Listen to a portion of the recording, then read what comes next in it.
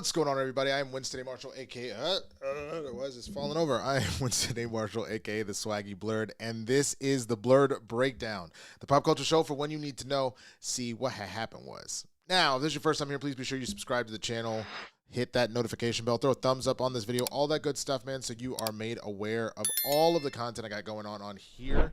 I also had mentioned this in some other stuff. I have started memberships. We got a couple tiers there, and there's going to be some perks that go along with it, so you definitely want to check that out, including for members-only videos, as well as early releases on stuff, all that goodness, man, so you don't want to miss out on that. As a matter of fact, if we hit our super chat goal today, if we get those 10 super chats, anybody that is watching live, I will be gifting a membership for a month, so check that out.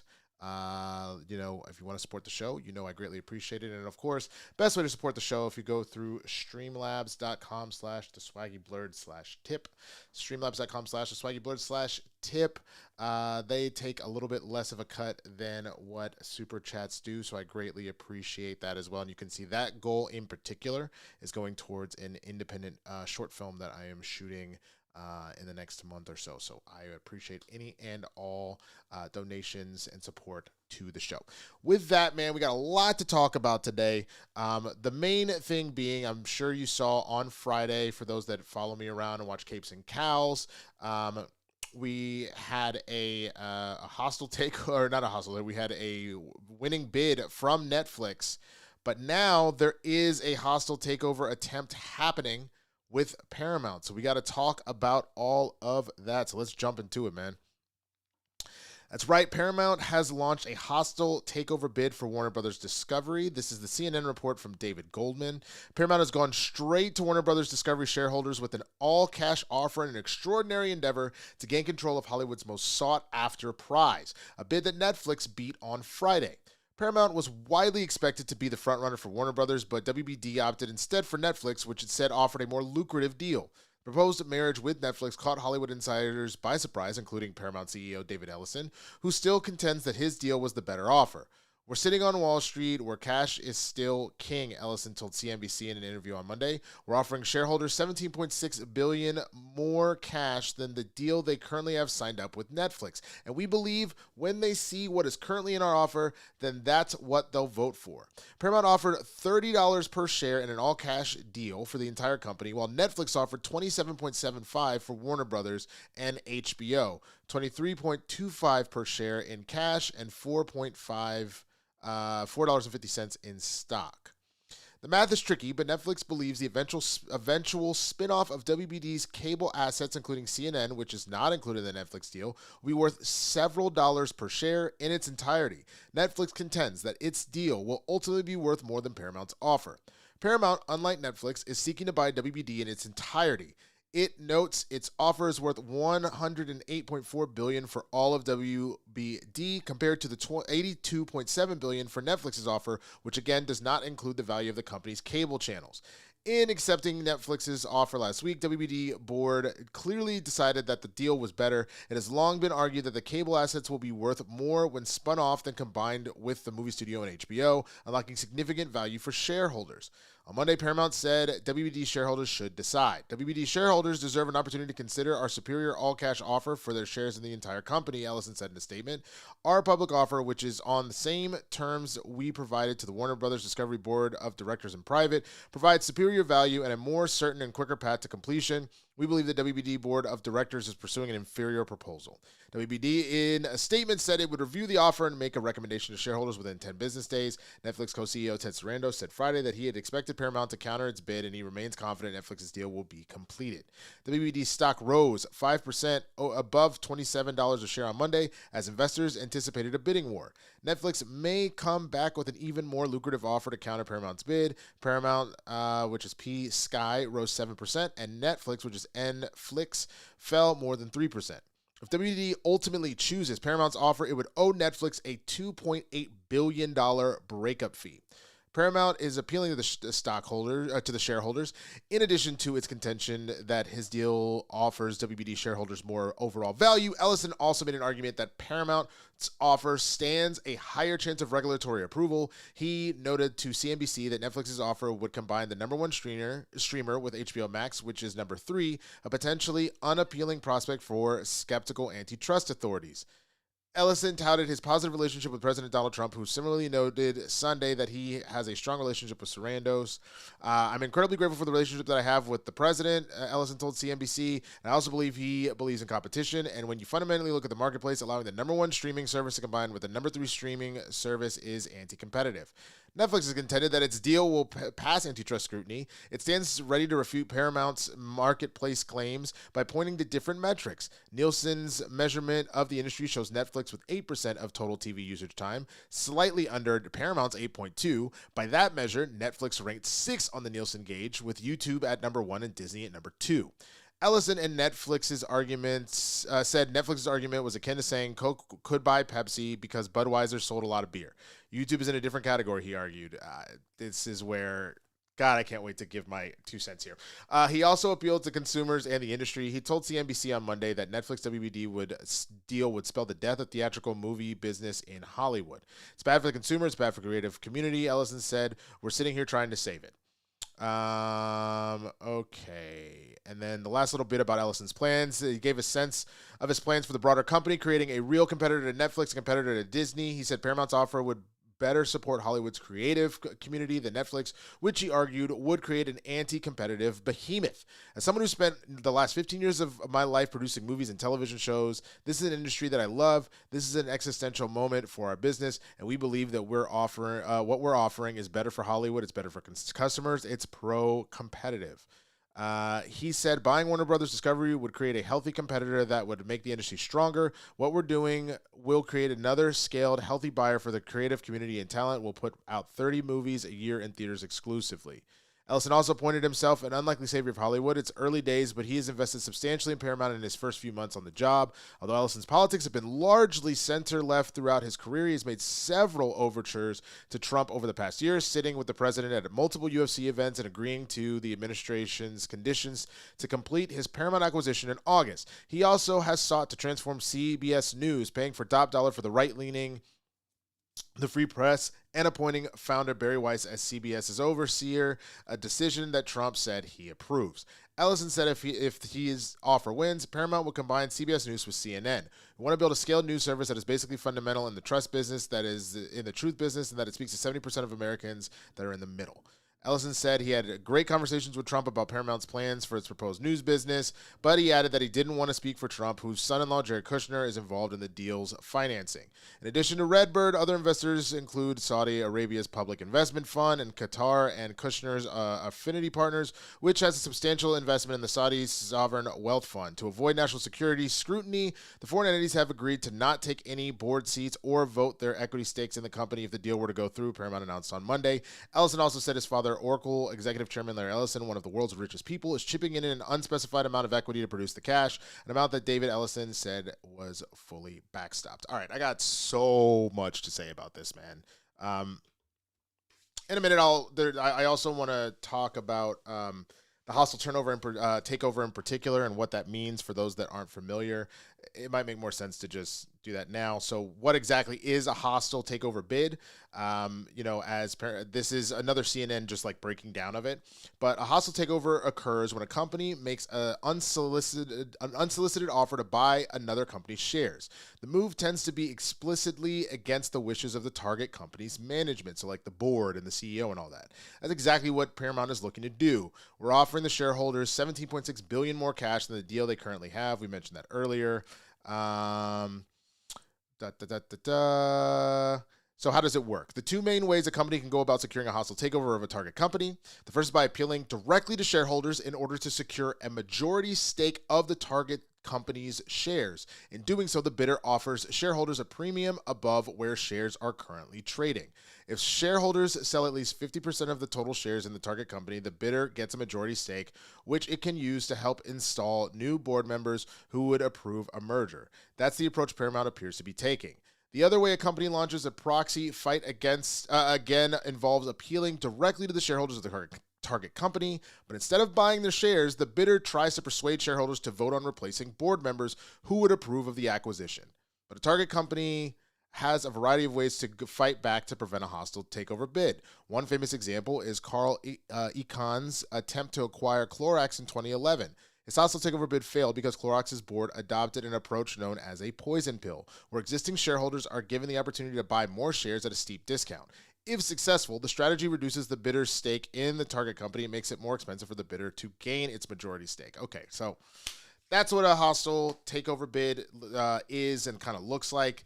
And here's where all of my thoughts kind of kick in, man. So I've been pretty clear that I have not been a fan of, first of all, of any sort of sell of WB to another studio. I think from jump, doing any of that merger type situation is a scenario where you end up with less jobs for everybody. Even if Ellison is out here claiming we're going to put out 30 movies, et cetera, there's no world where you don't take on 2 sets of HR, 2 sets of PR, 2 sets of whatever, and you don't just start trimming jobs left and right. A merger in that regard is going to cut those jobs out. On top of that, he claims that he's going to put out 30 movies a year as far as that goes. I can't say I'll believe it when I see it, because that would mean that this has already gone through. But in every instance, while you look at Disney and Fox, for example, while the output is still there, it is not at the same level. There is still a cutting back of stuff because you only have so much money to put out there to be able to do something like that.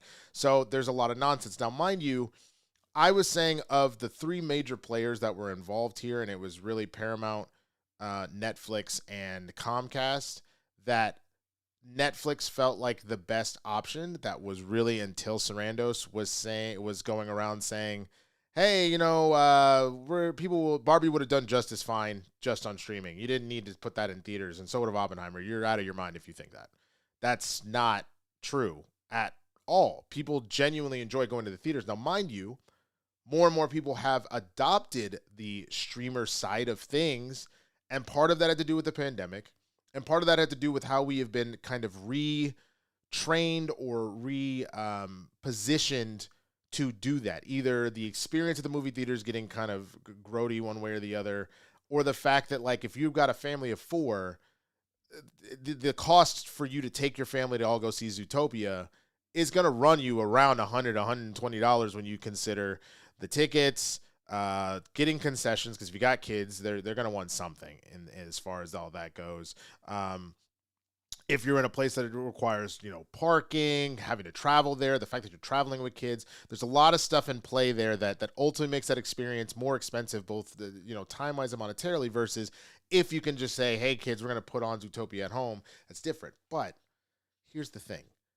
That really doesn't work across the board. People still enjoy going to the theaters. It just becomes more of an event type scenario. So it really feels like you need to be able to keep movies that are events in the theaters for people to enjoy that experience. So I don't like the fact that Sarandos started saying the stuff that he was, even though initially he was saying he wasn't going to trim back on that. Now, the other major issue that kind of comes up on the flip side, let's keep it a buck. If Netflix is offering $27.75 dollars per share for a part of WBD, then it very much means, because I guarantee you that their cable and the CNN and all that will share for more than $2.25, which is essentially what Paramount is. Ellison is making the argument. It's that, no, us giving you 30 is actually a lot more money. Not if they believe that the cable and the news side of things, as far as CNN and everything like that, is worth more than $2.25 a share. And I truly believe that it is. So that's kind of a silly argument to make that, oh, we're giving you a better one. You're giving a better right now deal. If I'm the board, it actually makes a lot of sense to say the long-term thing of this is that if we know for the cable and the news side, we can get another $10 a share, why wouldn't you do that? That doesn't make logical sense, and it's kind of a silly argument. And if anything, what this reads more as than anything is just this idea of, like, I'm not going to lose no matter what. It doesn't necessarily feel like this is a level of I'm truly trying to save anything. It feels like I refuse to be the loser here. And so you're just looking at a scenario where you're kind of making shit up just so you can kind of get away with what it is that you want. So like, I don't love that. I don't love the fact that the last thing we don't need to be consolidating news outlets, like at all, especially not ones that are on that major of a scale. The fact that you took a far right, in Barry Weiss and her company, and you essentially gave her CBS News. You don't need to then take CNN as well and do that. And honestly, and I've never hidden how I feel about Trump at all, the fact that he's out here being like, no, I think it'd be a great idea. I think the news that would come out of that would be really great. It would be balanced. It would be great. No, it wouldn't. It really wouldn't. And then you would be taking two of the majors and forcing them together. So the same argument that Ellison's trying to make of like, oh, you're taking a number one streaming service and you're combining it with the number three streaming service and is anti-competitive. You're about to take CNN, which is like, what, a number one or number two, somewhere in that range of news. I think Fox News, unfortunately, is still number one. But like CNN's like number two. CBS News is like sitting right there at like 3 or 4. So you're doing the same shit. So to pretend like you're not, again, you're talking out of your ass. That is not spot on at all. And also, I do think Netflix has a stronger aim as far as saying where the actual share is of Netflix having 8% TV usage time, Paramount having 8.2 because that includes CBS, obviously Paramount Plus and anything with that, MTV, VH1, BET, like all of the stuff that Paramount owns as far as those ulterior channels and things like that. And then YouTube, yes, would actually be at number one. Ellison trying to make the argument that YouTube is a different category is kind of asinine, because then that would also worries me about, are you aware of the way that media is evolving? That a vast majority of people that are Gen Z and below are putting most of their time, energy, and effort into social media or digital-based like content. So, yeah, they're still watching TV. Yeah, they're still going to the movies every now and again, but they're on TikTok. They're on YouTube. That is what they are watching as a whole. So to sit there and pretend like YouTube doesn't have a massive market share of what people are spending their time doing is silly. When you also throw in the fact that YouTube has created YouTube TV, really more as like a provider, like a service provider, but YouTube having Sunday Ticket. So then that's also bringing in all of the NFL eyes and shit like that, and people that are spending money on that. Like you're to pretend like there is not a massive share that YouTube has a hold of is disingenuous, and it genuinely feels like you're making a disingenuous argument just so you can try and win here. Now again, I don't believe that any of these companies are truly the right answer. I believe that if you insist on selling, and I wish that WBD wouldn't, but that was what Zaslav was brought in for in the first place. If you insist on doing it, it should go to a company that doesn't already have a massive stake in Hollywood. It should be going to,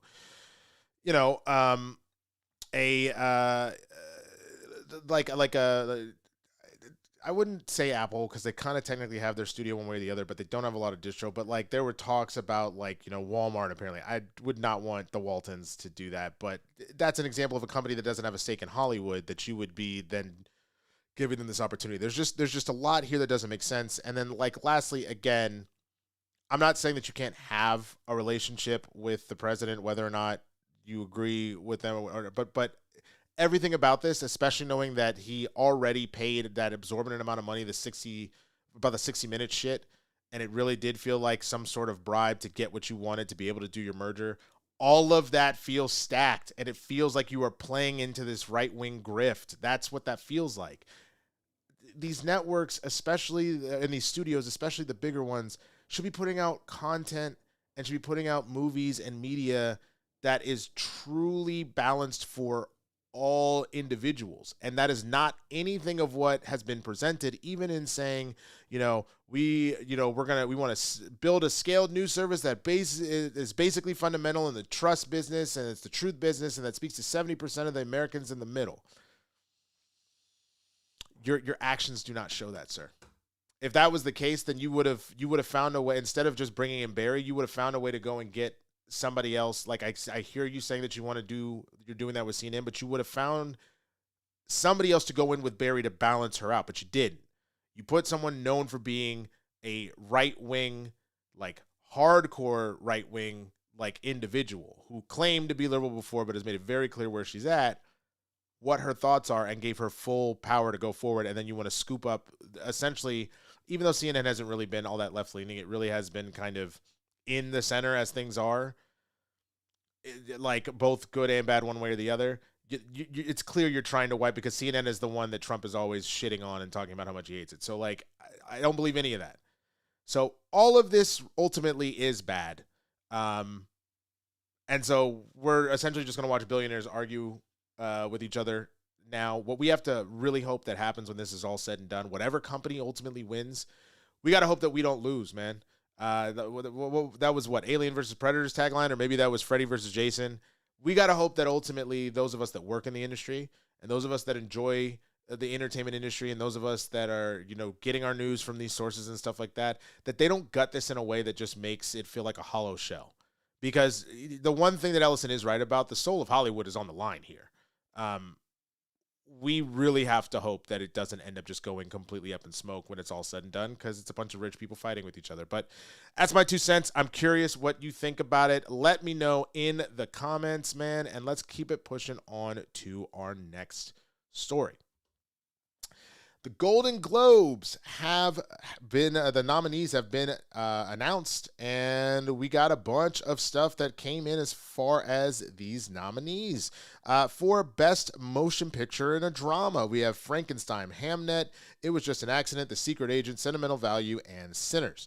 For Best Motion Picture Musical or Comedy, we have Blue Moon, Begonia, Marty Supreme, No Other Choice, Nouvelle Vague, and One Battle After Another. For Best Performance by a Female Actor in a Drama, Jessie Buckley, Hamnet, Jennifer Lawrence, Die My Love, Renate Reinsve, Sentimental Value, Julia Roberts, After the Hunt, Tessa Thompson, Hedda, and Eva Victor in Sorry Baby. Male in a Drama, Joel Edgerton, Train Dreams, Oscar Isaac, Frankenstein, Dwayne Johnson, The Smashing Machine, Michael B. Jordan, Sinners, Wagner Moura, The Secret Agent, Jeremy Allen White, Springsteen, Deliver Me From Nowhere.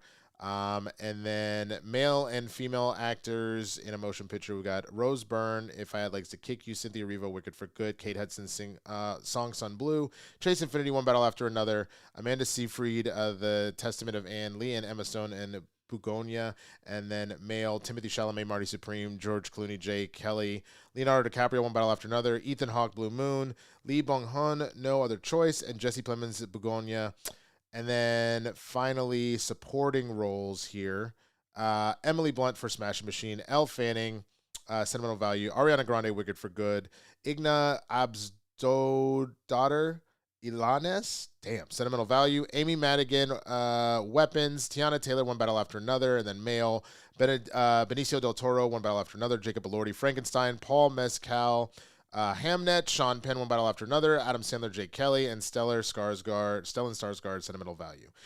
Some of the other major ones, the category of cinematic and box office achievement, you've got, which is wild because it hasn't even come out yet, but Avatar, Fire and Ash, that's crazy. F1, K-pop Demon Hunters, Mission Impossible: The Final Reckoning, Sinners, Weapons, Wicked for Good, and Zootopia 2. Motion picture animated, Arco, Demon Slayer, Infinity Castle, Elio, K-pop Demon Hunters, Little Amelia, or The Character of Rain in Zootopia 2.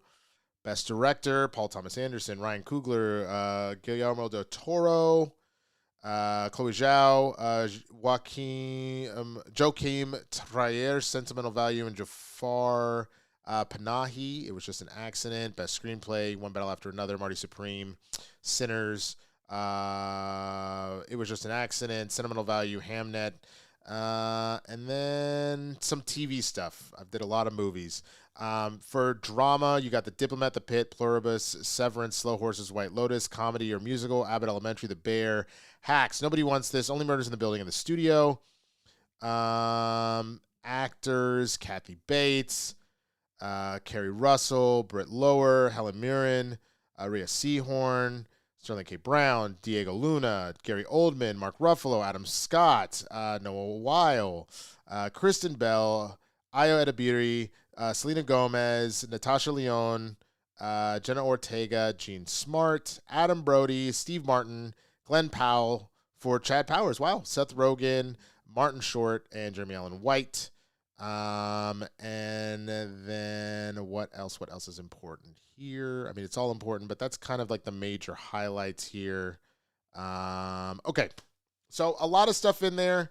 Um, Shout out also, I see here, I didn't mention some of the anthology stuff. Rashida Jones for Black Mirror, Claire Danes for The Beast in Me, Amanda Seyfried for Long Bright River. Amanda Seyfried is everywhere, man. Sarah Snook, Michelle Williams, and Robin Wright. So okay, let's talk about it. Let's talk about it. Um, that's where I'm starting.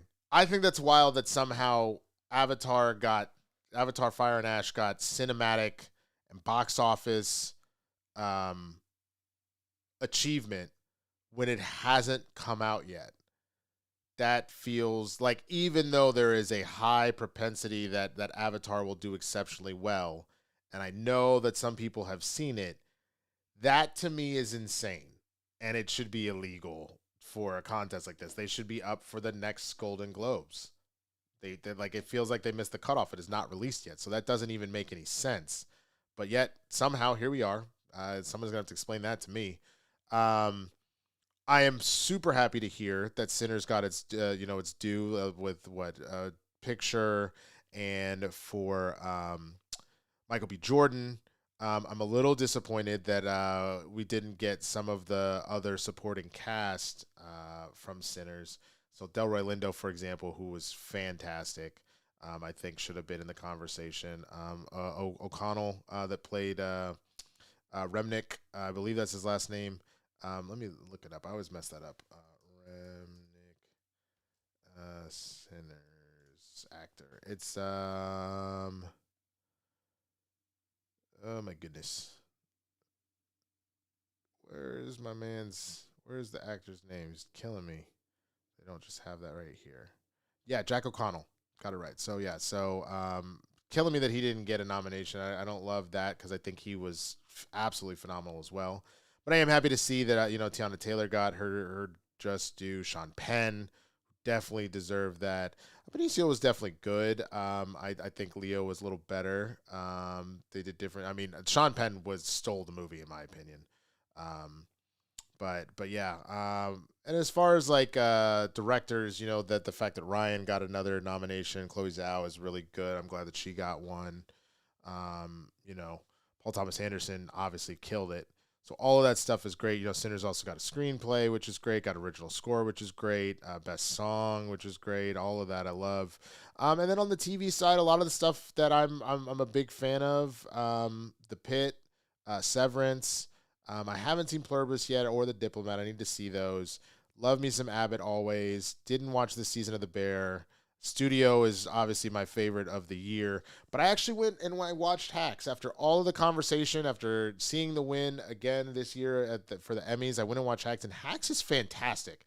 If you haven't seen Hacks, I can't recommend that enough. Please go take the time to watch it. It is so effing good. I'll be very curious to see who ends up taking the Golden Globe Acting Awards. Sterling K. Brown, Noah Weil, Adam Scott, all fantastic. I mean, everybody in that list has been fantastic, but the three of them really stuck out to me. But yeah, there's a lot of really solid options up here, and I'm curious to see what happens. I find it very interesting that Christie did not get nominated, that we did not see anything for Sydney Sweeney. I don't know if the box office had something to do with it. I doubt it, though, because The Rock made it somehow. I understand The Rock has been Mr. Box Office and has been a movie star for longer. But, Smashing Machine made it, and it did not do well with the box office, but it got its nomination. So did Emily Blunt. Trying to think some of the other snubs that that ended up happening here. So you obviously, if we're talking about cinematic achievement, Superman did not get anything. Wicked not getting nominated for Best Picture, which, in all honesty, I kind of agree with.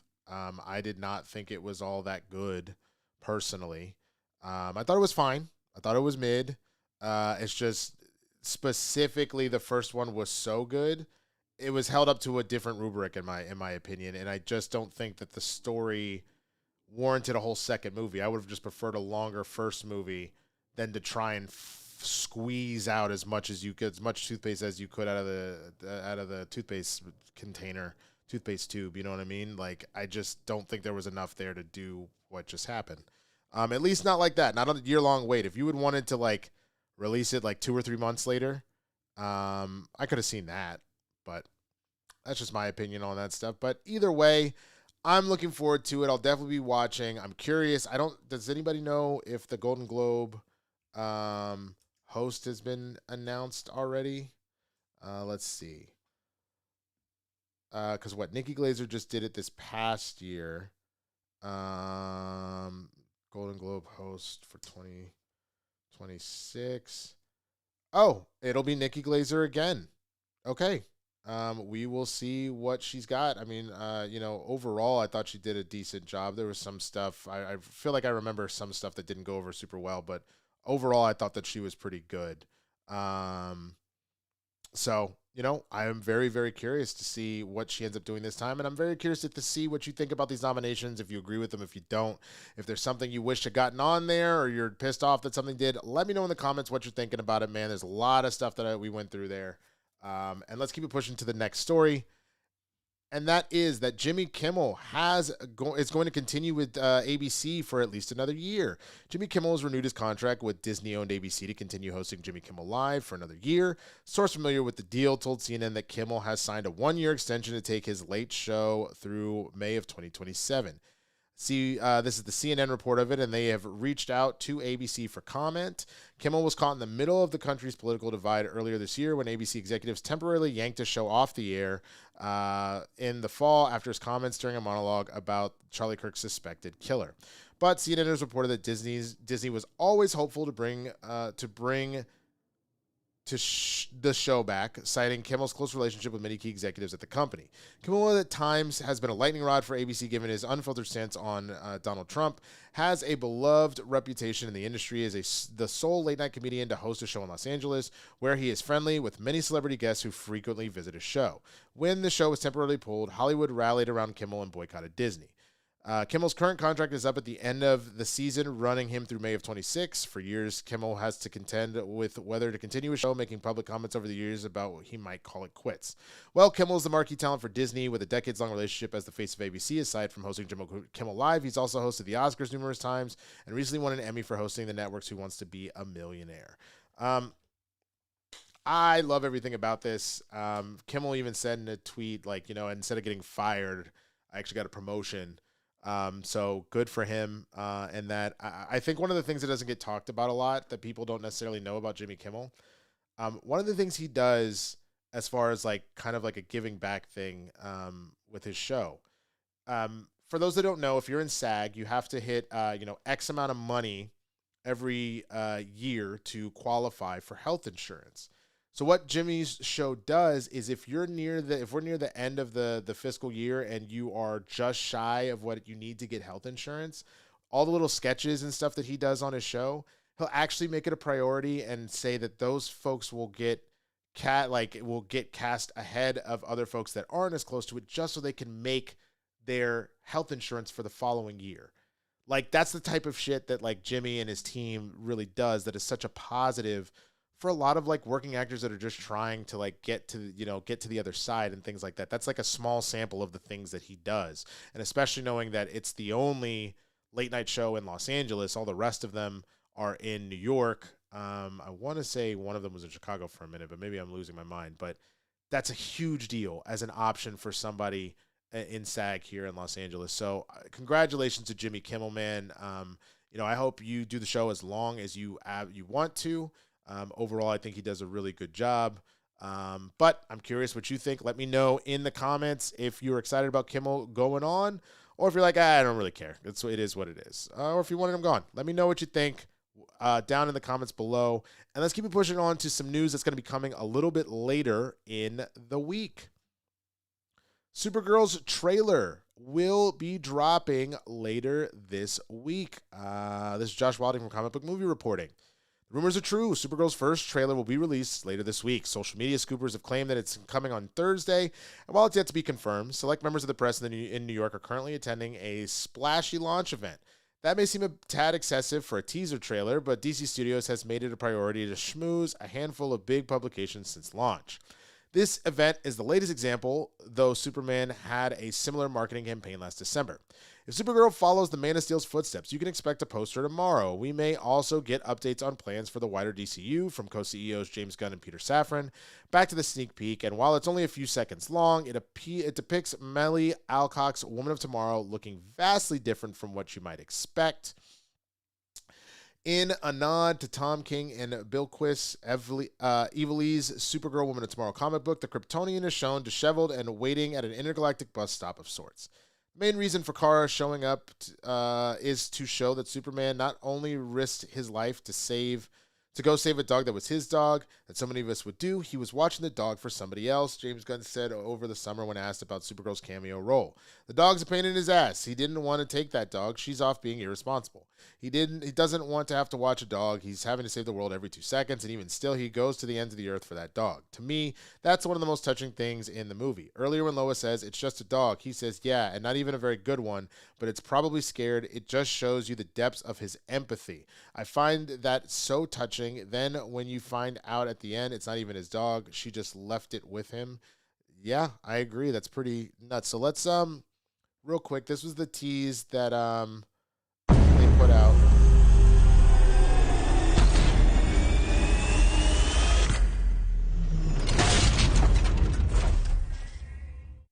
So that is what's coming, and you can see here,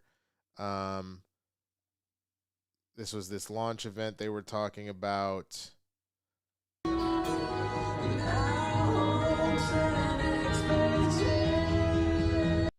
So, pretty cool. That's pretty cool, man. So I mean, overall, like I said, I'm really excited about Supergirl. I can't wait to see what it's ultimately going to be, especially having read Woman of Tomorrow, which I highly recommend to anybody. If you just like a good story, it's a fantastic comic run. Cannot speak higher of it. So please go and check that out. And if you come back here later this week when the trailer drops, I will have a reaction to it, so you don't want to miss that as well. So be sure to check that out.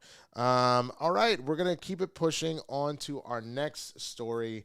And this one, man, this was pretty crazy. So this weekend, I went and I watched Sean Combs' The Reckoning, the Diddy documentary that's executive produced by 50 Cent. And in all honesty, this shit was crazy. I thought it was a really well done documentary. I thought that they really covered a lot of bases, especially if similar to like OJ Made in America.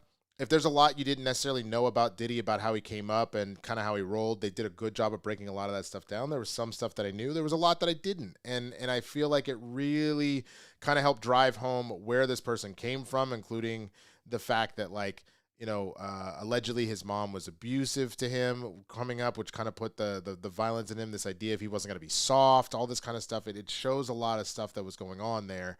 I think the wildest thing that kind of came out of it is the fact that, allegedly he is the reason that both Pac and Biggie died, because he was jealous of the fact that they had started to have a budding friendship.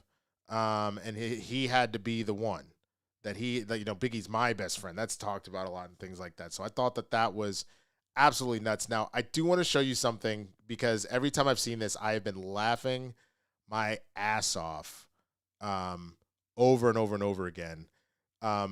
So one of the things that, again, that as I mentioned, supposedly, allegedly, Diddy is the reason that Biggie died, right? And he put out a very famous song where he took Sting's I'll Be Watching You and made I'll Be Missing You. It was his own take of it, and had like Faith Evans on there, and like a really touching song. But knowing now with the context that allegedly Diddy had Biggie killed and came dancing out at the MTV Awards, it makes, and on top of that, this part we do know is true. He put in a contract. He kept saying he was going to, that's my best friend, I'm going to pay for the funeral. But what he actually did is he took Biggie's estate and he had Biggie's estate pay for the funeral. Biggie pay for his own funeral, and he didn't raise it. He didn't put a dime up for it. So knowing that, this TikTok came out, and I have not stopped laughing every time I watch it. Because that's exactly how it looked. This is how he came out.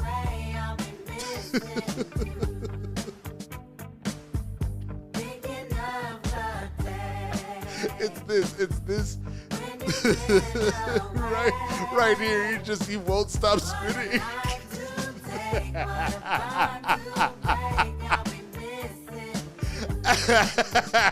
It's the.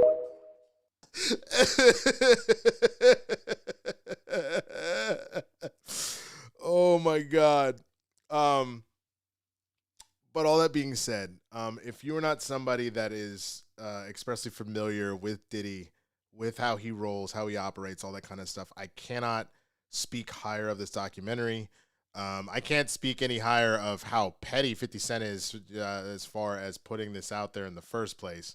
But it is a very, very well done documentary.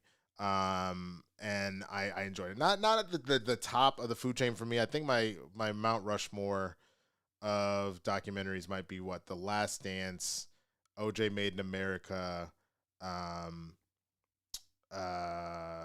have to think about this, man, because there's been a good decent number of them. The Surviving R. Kelly, and then Broke. It's a short one. 30 for 30 Broke was fantastic as well. Those tend to be the four that, like, if someone asks me, I'll recommend them all day. But this is very good, and I highly recommend it for everybody. So definitely check it out. Let me know your thoughts on it, man. We talked about it a little bit on Blerds in the Hood, but I'm sure we will talk more about this now that I've seen it and all that kind of stuff. More people have had time to do it, so come and check that out. And again, let me know if you've watched it in the comments and what you thought. Jesus Christ. Oh, I almost forgot. Lastly, people are calling out Juror 160. Who made it seem like, I don't even know who he is. I listen to his music, but I wasn't really a fan. And then all the stuff came out of, like, the photos and the cosplaying and her doing moves on the internet. There is some talk out there of was the trial kind of rigged because you ended up with a juror who clearly was a super fan. And so she was going to be kind of tainted there. So, again, watch it. Let me know what you think in the comments, and we'll talk about it again soon. And lastly, I got a sports update for you real quick. If you didn't see, man, NBA's Desmond Bane, he got teed up for throwing a ball very violently at another player. He's on the Magic, threw it at a Knicks player. Orlando Magic hooper Desmond Bane is getting slapped with a hefty fine after yeeting a basketball right at Knicks forward OG Anunoby. I butchered that on the Sunday Night Showdown. The league announced a $35,000 punishment on Monday, stating Bane's decision to fire the ball with force at Anunoby during the game was deemed unsportsmanlike manner. Let me show you what we're talking about here. So here he is. Here's OG Anunoby inside. Anunoby, oh, what a play! Like right that to try and get an out call. Throws it off Anunoby. Yeah. Anunoby shoves Bane. That was, like, grotesquely unnecessary. The crowd erupting. Obviously, Bane wanted to save it and get possession, like, but he threw it. Let's see if they go back to it. Yeah, here we go. So, goes up. They just blocked, trying to save it, so he just spiked him with the ball. Anthony Black made a great defensive play. Anunoby is going in for a dunk. Absolute trash for that. Absolute trash for that, man. In case you missed it, the outburst took place in the fourth quarter. We just watched it. Anunoby was going for a layup, fell out of bounds. Bane took control, hurled it at him, as you saw. Bane got a technical for the throw, and a lot of heat from Knicks fans. Even DeMarcus Cousins chimed in on the incident, saying it on Run It Back that Anunoby should have retaliated somehow after Bane chucked the ball at him. Let's actually see that real quick. Boogie, let's play the tape, shall we, of Desmond Bane and OG. This was the craziest thing I think I've ever seen. Take me through it, guys. What am I looking at here? OG said, what's up with you, bro? Everyone knows you do this if you're falling out of bounds, you're off bounds. This man took a step towards him, looked down his soul, and pegged him, Boogie. You did this once. You did this one. Yeah. You were falling out of bounds. Where is this falling out of bounds at? Yeah, there's just no, I can't. You want OG to punch him in the face. Yeah. I think I'm not saying punch him in the face and maybe slap the shit out of him. That's crazy. That's crazy. But now, as Bees, that's one of the craziest things I've ever seen. Yeah, I'm not going for that. I understand That's crazy. Is there anger? Is it personal? But Bane is obviously. Were there things leading up before this play with those two? I don't know about it. Bane's like, oh, I hate it. He almost doubled down. This was malicious. Yeah. The refs didn't even know what to punch do. him in the face, but slap the shit out of him. I mean, that's some real shit, DeMarcus Cousins. But yeah, it's definitely gonna hit Bane in the wallet. It's gonna sting. His Magic also lost the game, 106-100. Yeah, I'm getting real sick of all this unsportsmanlike shit that happens. It's been kind of crazy. The NFL, you had 2 spitting incidences, one with Jalen Carter, who can go F himself, one with Jamar Chase, who can also go F himself, which sucks because I like Jamar Chase a lot, but that was just disgusting. And then this shit keeps popping up, man, and people need to get their shit together. Like, I get you're being competitive and all that, but, like, let's have some motherfucking decorum, man. Like, honestly, it's just getting a little too ridiculous. So, I don't know. I wait, what? This is an old story, but, like, for example, I guess back in April, Anthony Edwards was fined $50,000 for telling a Laker fan that his dick is bigger than his after, I guess, the fan had, like, flicked him off and was talking shit to him, and he was like, whatever, my dick's bigger than yours. Yeah, no, they got to do better, man. I won't pretend like there aren't instances when we bring up fans that aren't pieces of shit and they need to do better as well, but, like, I definitely need folks to do better. The players to do better than this. This is not, it's not great, because whether or not, as you know, Charles would say, you know, I'm not a role model and all that shit, you still have millions of eyes watching. You have lots of kids. You have kids that are coming up behind you trying to play ball, that if that's how they see people are playing and shit, they're going to emulate it. So I'm not saying don't be a tough. I'm not saying don't be a badass or be an alpha dog or whatever the fuck. But, like, I don't know. If I go out and be Steph, hit him with the night and shit. I like, stop it. Just stop it. Like, LeBron recently was, someone was yelling at him. He's like, whatever, I'm richer than you. That's fine. You can talk a little shit, but, like, just, like, come on now. Come on. But that's my 2 cents on it. I'm curious what you think. Does Desmond deserve that fine, or does he deserve more of a fine? Does he deserve a suspension? What do you think if that's going too far? And what do you think overall? Do you think the players need to try and get their shit together? I want to know what you think. And with that, man, I'm going to get out of here. Thank you so much for watching the Blerd Breakdown. I appreciate you. If you would like to see more, man, please don't forget to subscribe to the channel, hit the notification bell, throw a thumbs up on this video. And again, get in the comments and let me know what you're thinking about all of this. I will be back here again next Monday with another Blerd Breakdown. I will also, like I said, have the Supergirl trailer reaction out when that drops, whenever that happens this week, whether it be tomorrow, Wednesday, or Thursday. Tomorrow, I'll spill the tequila, myself and John Roca. Wednesday is my birthday. We will still be doing a Blerds in the Hood, so you don't want to miss that. Come and hang out at Blerds in the Hood. Me and Jay Washington break down all the stuff that's going on, have a little block party. Friday, Capes and Cows, myself, Christian Harloff, and Chris Carr. And we did a full 4 episodes, a full weekend of Demon Slayer reactions for y'all coming out this weekend as well, so don't miss any of that. And then other than that, as I mentioned before, memberships are now a thing on the channel. Please check it out and see if any of the tiers fit for you. And again, there'll be exclusive content, early access to stuff, all that coming out as well, so you don't want to miss it. I'm going to get out of here, man. I'm going to go and hit the gym and try and get my swole on. So I will talk to y'all a little bit later. Y'all have a good rest of your Monday, and here's hoping the Eagles blow it. Peace.